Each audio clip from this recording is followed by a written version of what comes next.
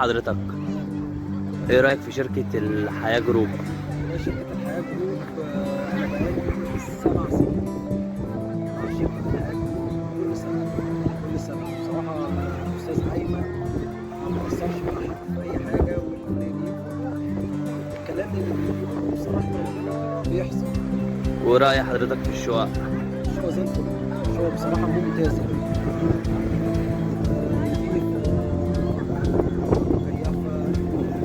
مجهزة على أعلى مستوى بصراحة ربنا حاجة، والأسعار كمان على الشقق ديت تحفة مش موجودة بره، لأن أنا شفت كتير ناس زمايلي كتير طلعوا أجروا بره، لا فرق شاسع. ورأي حضرتك في الرحلات الداخلية وشاطئ القوات المسلحة بالأبيض النهاردة؟ ورأي حضرتك في اليوم النهاردة ايه؟ اليوم النهارده كان جميل، والرحلات الداخلية دي كانت فكرة ممتازة بصراحة. يمكن أنا أول مرة أحضرها، كنت بطلع أماكن تانية غردقة شرم مع الأستاذ أيمن، بس بالنسبة للرحلات الداخلية في مطروح بصراحة فكرة جيدة جدا ومريحة جدا، لأن الشواطئ هنا بعيدة، الشواطئ مرسى مطروح بعيدة، هي حلوة بس عشان تروحها برضه مكلفة. فكرة إن في باص تبع الشركة بياخد الناس كل يوم في شاطئ غير التاني، دي فكرة كويسة جدا ومريحة جدا. مبسوط معانا؟ أشكر حضرتك. رأي حضرتك في شركة الحياة جروب؟ شركة محترمة جدا، فيها مصداقية، كل البرنامج يتنفذ بحرف واحد، بل بالعكس أي شيء لراحة العملاء مستر أيمن ما بيتأخرش بصراحة، بيعملوا لينا كلنا. ورأي حضرتك في الشقق؟ ممتازة جدا جدا جدا وموقعها رهيب.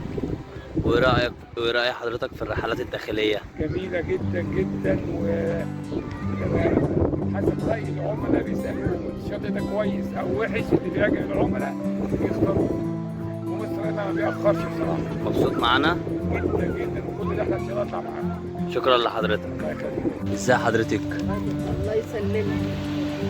رأيك في شركة الحياة جروب والشقق والكلام؟ شركة ممتازة جدا والشقة جميلة، وأنا دي مش أول رحلة، أنا لسه راجعة معاهم من رحلة الميكس والرحلات اليومية.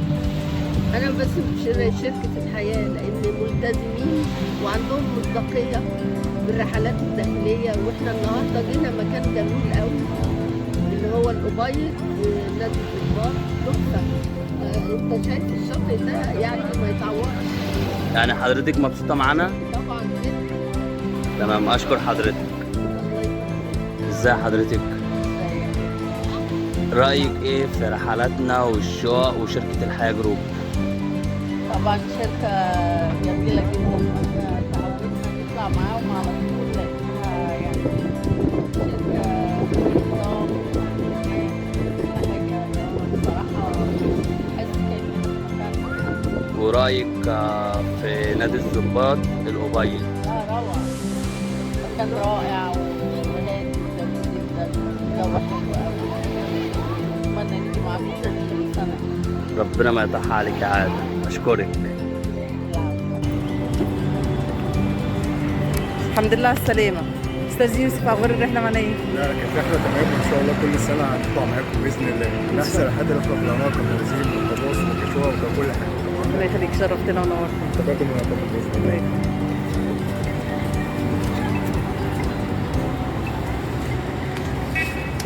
عودة أول فوج من مطروح 31/5.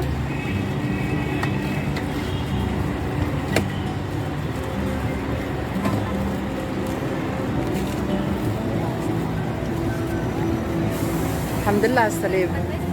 هتقولي ايه بقى بسرعة كده لشركة الحياة؟ انبسطنا جدا جدا جدا، وان شاء الله معاكم كل سنه ودي ثالث سنه. ربنا مش يخليك. هنغيركم ابدا. الحمد لله على السلامة. احترامكم والتزامكم. ربنا يخليك، الحمد لله على السلامة.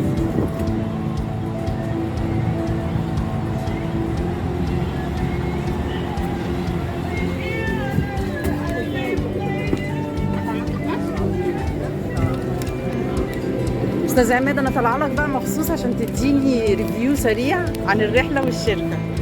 والله انا عايز اقول لك حاجه، انا نمت ناس محترمين جدا واي حاجه بتحصل في الشقه كنا بنطلبها من مستر ايمن او اي حد موجود، كان بيستجيب معانا على طول. بيسكتوش يعني، في الحال كانوا بيحلوا اي مشكله تحصل لنا يعني، ما حدش مشاكل يعني اي حاجه مطلوبه كانوا بيجيبوها لنا يعني. واخبار الباصات بتاعت شركه الحياه؟ احلى باصات جبتها مع احسن جروب، لان جبت الباصات فيها ومع جروبات ثانيه دايما بتهتموا بان الباص اللي بيركب فيه العملاء بتاعتكم باصات محترمه جدا يعني. ربنا يخليك، تسلم. مشكور جدا على يلا بقى كلنا كده نعمل باي باي لشركه الحياه. الحمد لله على السلامه. جميله جدا يعني. ربنا يخليك. اتبسطتي مع شركه الحياه؟ قوي قوي قوي. الحمد لله على السلامه. والعربيات جميله. المره الجايه بقى هنيجي عيلتنا كلها عربيه خاصه بينا. شرفتني ان شاء نورتني الله دايما. المره الجايه العربيه بتاعتكم هتبقى العيله بتاعتنا بس. ان شاء الله. ايه اخبار الساحل الشمالي ايه؟ بورسعيد، وكانت رحله ممتازه. شرفتيني ونورتيني دايما، والحمد لله على السلامه. بفكر بالساحل